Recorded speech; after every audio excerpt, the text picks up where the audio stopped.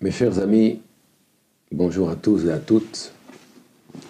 Je tiens à vous souhaiter en ce Yutet Kislev, Hetafin Pe Gimel, 19 Kislev 5783, le Shana Tova, Belimud HaChasedut, Bedarke HaChasedut, Tekatvot Echanu.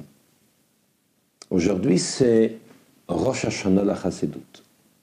Aujourd'hui, c'est le nouvel an la Chasedut et j'aimerais vous souhaiter à tous et à toutes le Shana Tova, une excellente année dans l'étude de la Chasedut, dans les chemins de la Chasedut, que nous soyons inscrits et scellés pour cette nouvelle année. Gut Yantef, Lechaim, un Chag Sameach. Aujourd'hui, c'est un Edratson, c'est un jour qui est propice pour que toutes nos demandes soient agréées par Hakadosh Baruch Hu. Rabbi Shlomo Zalman de Liadi a clairement annoncé que tout celui qui se réjouira en ce jour-là, je le sortirai min hametzar d'étroitesse et la mer chaver de largesse. D'ailleurs, il est bien connu les paroles de Rabbi Shlomo Zalman de Liadi de Balatania. Dans cette fameuse lettre, il écrit la chose suivante: Zehayom, ce jour-là, Yukva, sera fixé le Moed Tmidi Israël pour un jour de fête Tmidi éternel, perpétuel, pour le Klal Israël, pour le peuple juif. Il y a dans ces mots-là quelque chose de particulier. Zehayom Yukva le Moed Tmidi, que ce jour soit fixé comme étant un jour de fête. Je l'entends. Que veut dire Tmidi? Tmidi constant. Lorsqu'on parle d'un jour de fête, c'est un jour de fête qui est présent, qui est là, que nous célébrons régulièrement. Le terme Tmidi, qui veut dire perpétuel, indique la chose suivante. À l'instar de ce que la Torah a écrit, Shnayim Layom Olatamid, il y avait ce qu'on appelle un korban, un sacrifice perpétuel au Beth Amikdash. Vous allez dire, mais ce korban hatamid, ce sacrifice perpétuel, où est-il actuellement? Nos lèvres, à travers nos tfilot, nos prières, remplacent effectivement les sacrifices. De sorte qu'en réalité, on ne s'arrête pas d'offrir un sacrifice à Dieu. Même actuellement, où le Beth Amikdash n'est pas présent, nous continuons inlassablement à apporter ce sacrifice à Dieu à travers nos tfilot, à travers nos prières. Prenons un autre exemple, l'exemple de la menorah, le halot ner tamid. Le rôle de Aaron à Cohen était d'allumer ce candélabre, afin d'y élever ner tamid, une bougie tamid perpétuelle et constante, qui ne va jamais s'arrêter. Et pourtant, le Beth Amikdash est détruit. Y a-t-il encore la menorah? La réponse est, c'est qu'à travers Nerot Hanouka, où Chazal nous disent que Nerot Hanouka enan betelim leolam, que les sacrifices, que les lumières, de Hanouka ne vont jamais s'arrêter. Même lorsque Mashiach va se dévoiler, nous continuerons à allumer Nerot Hanouka, les bougies de Hanouka. Ça veut dire qu'en réalité, le nerf, la flamme qui était présente dans le Beth Amikdash, dans le temple, à travers la menorah de candélabre, continue à éclairer pour le Klal Israël et jusqu'à Mashiach et après Mashiach.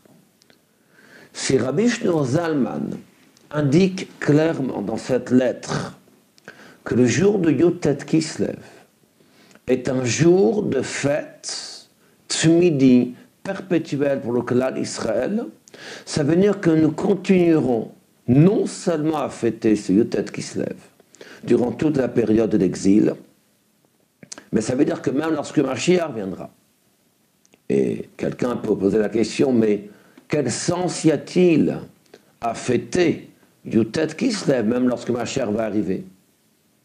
Il y a ici une dimension tout à fait particulière, qui est de dire que la lumière de la Chassidut qui a été clairement dévoilée, qui était emprisonnée jusqu'alors, nous savons très bien que Rabbi Shlomo Zalman de Liadi a passé 53 jours en prison, par rapport aux 53 chapitres de Tanya qu'il a écrits. Il a été libéré de prison Yom Shlishi, mardi. Yutet Kislev, le 19 Kislev, Tavkov Nuntet de l'année 5759, et nous sommes aujourd'hui Yutet Kislev, le 19 Kislev, 5783, jour pour jour, année pour année.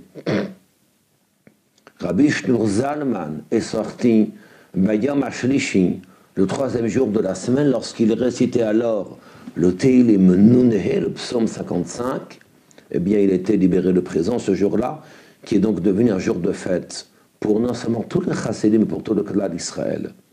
Et ceci indique que lorsqu'il a marqué le mot Tmidi constant, ça veut dire que c'est un événement qui ne va jamais s'arrêter. Quel est le sens de Yutet Kislev? Yutet Kislev, c'est effectivement le dévoilement des Mayanot, des sources de la Torah, ad hamakom achtarton sheyesh baolam, jusqu'à toucher l'endroit le plus bas. L'endroit et la personne, peut-être, qui se trouve dans une situation extrêmement basse. On va rappeler ce que Mashiach a dit au Baal Shem Tov. Lorsque le Baal Shem Tov a eu Aliyat Neshama, son âme a quitté son corps. L'année Tavkuf Zayin, 5507, Rosh Hashanah. Le Baal Shem Tov, sa Neshama, se promène et transcende et traverse les mondes jusqu'à atteindre le palais de Mashiach. Il voit Mashiach. Le Baal Shem Tov lui demande Ematai Ka'atimar, quand le maître va-t-il se dévoiler? Mashiach de répondre L'Irsheyafutsu Mainotecha Chutza.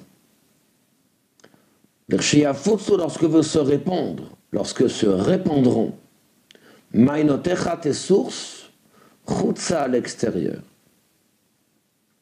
Le mot Ma'ayan, qui veut donc dire source, indique la partie la plus profonde qu'il y a dans la Torah. Ce qu'on appelle Razin de Oraita. C'est-à-dire qu'en fait, la Torah, d'où vient-elle? Me'igra Rama le Bira Amikta. Elle vient d'une source très haute. Me'igra Rama.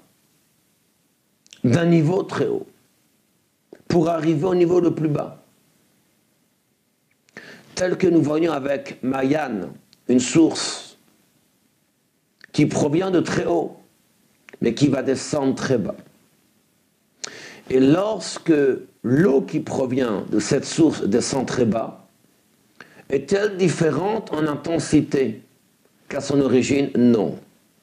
C'est la même Mayan, c'est la même source, c'est la même référence.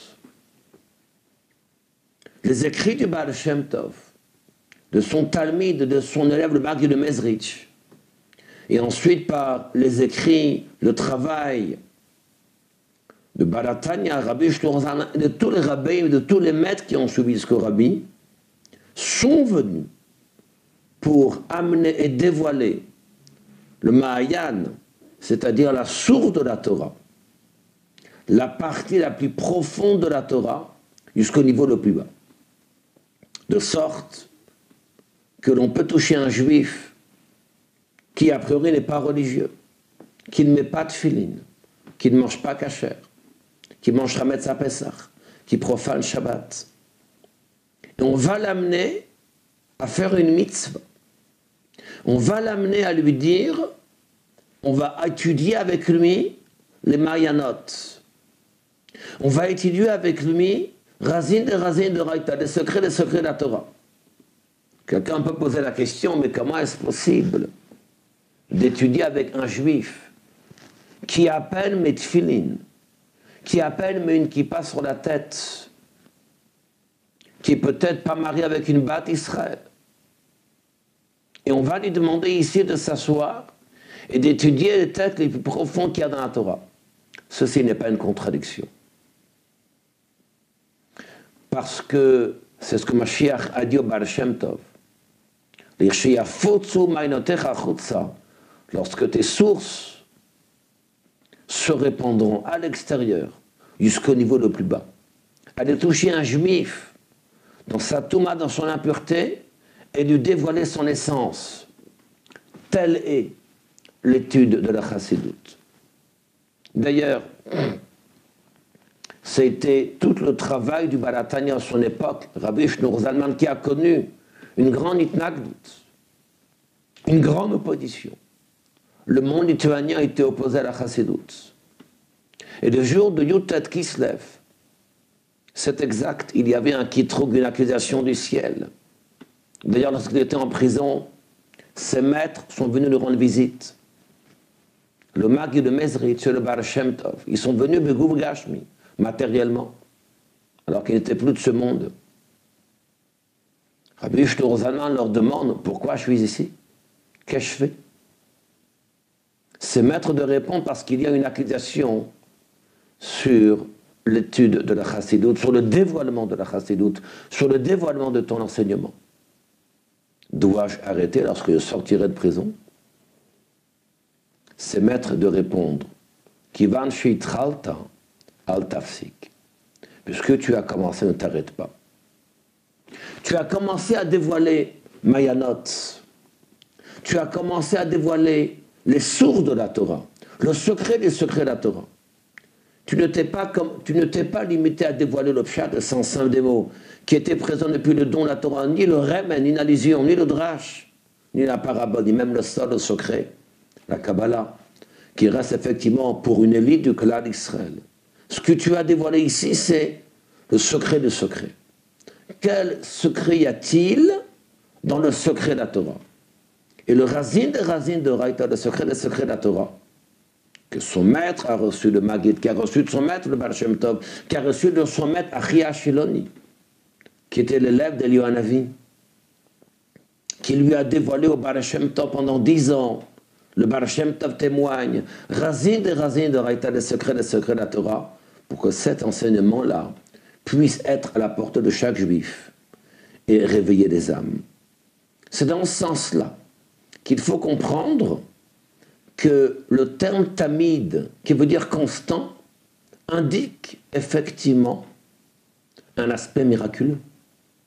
Le halot ner tamid, à l'instar de la menorah, qui éclairait constamment au Beth Amikdash, à l'instar du Korban, où il y avait un feu qui descendait constamment du ciel, qui était un feu miraculeux, à l'instar de ce Esh Tamid de la Mizbeach Lotirbe, de ce feu perpétuel qui était présent sur nos têtes qui ne va jamais éteindre, à l'instar des paroles du Baal HaTanya, de Rabbi Shneur Zalman, Zehayom Yukva, les Moed et Tzmidi le Israël, ce jour sera fixé comme étant un jour de fête éternelle, perpétuel pour le peuple juif, dans le sens qu'il y a effectivement un miracle extraordinaire. Comment peut-on comprendre que l'on puisse être capable d'influencer un juif qui est loin de Torah Mitzvot et de lui faire connaître pas uniquement le pshat de sens simple des mots, mais de lui faire connaître Razin de Raïta, les secrets de la Torah, et de réveiller son âme,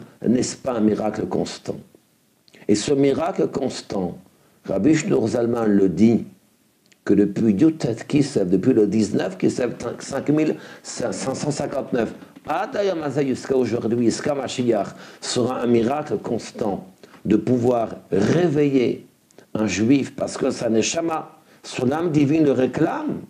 Elle réclame cet attachement à Torah Mitzvot. Ça sera un miracle constant dans l'approche et dans le dévoilement de la Torah. Permettez-moi de vous citer, de partager avec vous une lettre que le rabbi a envoyée à un certain sofer qui s'appelle Eliezer Steinman. Ce sofer en question n'était pas religieux, n'était pas shomer Torah Mitzvot. Il y a une itkadvut, un échange de mirtavim, de lettres, entre le rabbi et ce sofer, cet écrivain, qui fait part au rabbi de différents étonnements, de ses oppositions, etc., etc. Et le rabbi lui répond, parmi ses lettres, et lui dit, il faut savoir c'est que chaque juif possède une neshama elokit, une âme divine. Une âme divine, c'est une partie de Dieu. Tel que dit le Balatanya Rabbi Shlomo Zalman de Liadi, Chelek Elokal Ma'al Mamash, une partie de Dieu réellement, qui lui donne la possibilité à tout moment de pouvoir passer d'un niveau le plus bas qu'il existe au niveau le plus haut. Meron Tachat le Omegrom, de l'abîme, il peut passer au niveau le plus haut. Pourquoi? Parce qu'on va étudier avec lui. On va lui dévoiler, à travers l'étude de la Chassidoute, on va lui dévoiler ce qu'il y a de plus profond. On ne va pas se contenter de toucher la partie dévoilée de son âme, mais la partie cachée de son âme. On va essayer de toucher en lui quelque chose qu'il ne perçoit pas jusqu'à présent. Ce qui fait qu'un juif, sans voir la situation, qu'est-ce qu'il a pu faire l'instant qui était avant? Il a pu manger taref, il a pu profaner Shabbat 2 minutes avant, il a la possibilité d'éclairer sa neshama et d'y apporter une lumière nouvelle. Ça, c'est l'un des éléments tout à fait remarquables que le Rabbi partage avec ce Sofer Steinman, qui d'ailleurs fera tchouva à travers cette itkadvut avec le Rabbi.